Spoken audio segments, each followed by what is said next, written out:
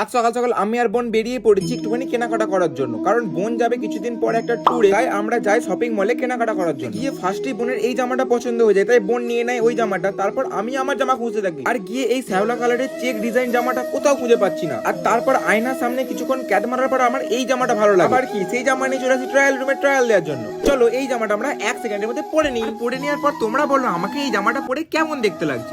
সেখানে ট্রায়াল দেওয়ার পর আরো কিছুক্ষণ আমরা এদিক ওদিক ঘোরাফেরা করে চলে আসি আমরা বিলিং সেন্টারে। আর এসে এখান থেকে আমরা বিল করার জন্য লাইন, প্রায় আধ ঘন্টা ধরে লাইন দেওয়ার পর আমাদেরও সময় আছে বিল করার। তারপর আমি জামাটা দিয়ে দিই, আর শুধুমাত্র বোনের জামাটা দিই। আমার জামাটা আমি নিইনি, কারণ সেটার দাম ছিল প্রচুর।